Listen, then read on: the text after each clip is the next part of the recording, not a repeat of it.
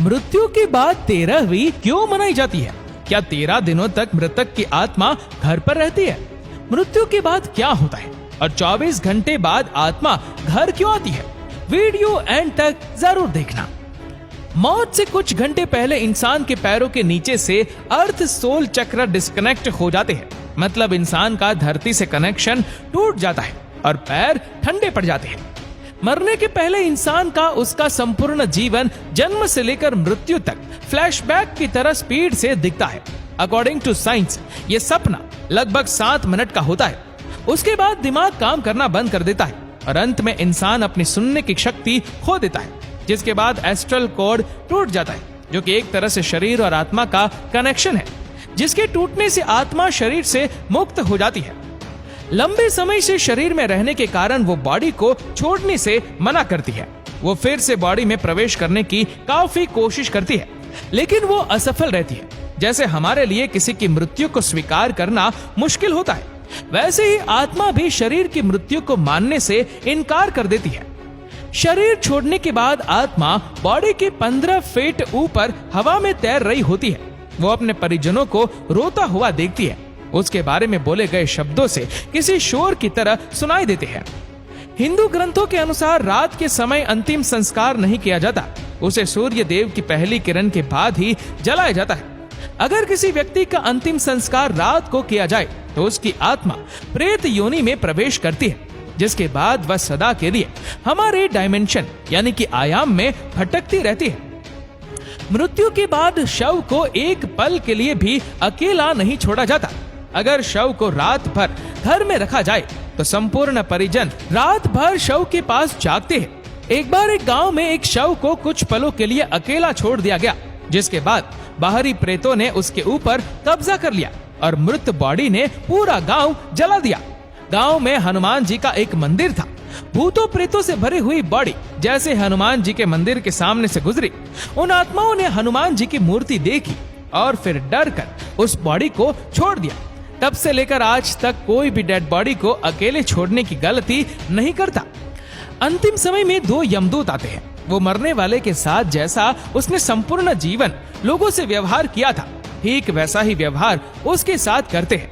अगर मरने वाला अच्छा आदमी है तो वो इजीली प्राण त्याग देता है, परंतु वो पापी है तो यमदूतों के टॉर्चर से वो तड़प तड़प कर मरता है। जिसके बाद आत्मा को एक प्रकाश में गुफा से होते हुए यमदूत यमलोक लेके जाते हैं। रास्ते में वैतरणी नदी पार करते हुए आत्मा को जाना होता है। यह नदी आग से लथपथ होती है। जिसने अच्छे कर्म किए हैं वह आसानी से इस नदी को पार कर लेता है, लेकिन अगर कोई पापी व्यक्ति है तो उसे काफी पीड़ा भोगनी पड़ती है। जिसके बाद उस आत्मा को यमराज के सामने खड़ा कर दिया जाता है। फिर चित्रगुप्त जी उस व्यक्ति के पाप और पुण्य का लेखा जोखा यमराज के सामने रखते हैं। उसके कर्मों के आधार पर उसे स्वर्ग या नरक भेजा जाता है। गरुड़ पुराण के अनुसार कुल 36 प्रकार के नरक है। यहाँ बताई गई यातनाएं किसी की कल्पना से भी खतरनाक है। अगर कोई व्यक्ति सुसाइड यानी आत्महत्या करके प्राण त्यागता है तो उसे और भी कठिनाई सहनी पड़ती है, क्योंकि उसने निर्धारित समय से पहले ही हार मान ली। ये शरीर हमारा नहीं है, ये किराए का मकान है जिसे कुछ समय के लिए यूज करने के लिए मिला है। ये मिट्टी का है और एक दिन मिट्टी में ही मिल जाएगा। गरुड़ पुराण के अनुसार हमारे वास्तविक जीवन में किए गए हमारे कर्म ही हमें स्वर्ग या नरक दिलाते हैं। उसके बाद अगर कोई साधु या तपस्वी है तो उसे मोक्ष की प्राप्ति हो जाती है। सबसे बड़ा सवाल ये सब बातें हमें कैसे पता?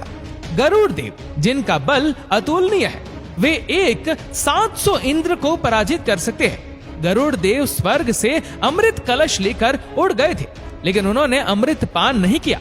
उन्हें बिना अमृत के ही अमरता प्राप्त हुई। ये वरदान उन्हें स्वयं श्री हरि नारायण ने प्रसन्न होकर दिया था।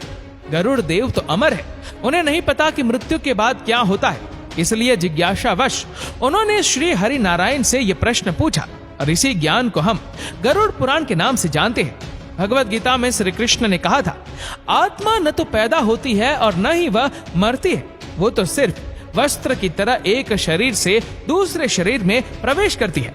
मृत्यु तो केवल शरीर की होती है, आत्मा की नहीं। ये जीवन मृत्यु का चक्र यूं ही चलता रहता है। इसीलिए don't die before you are dead, मरने से पहले कभी मत मरो।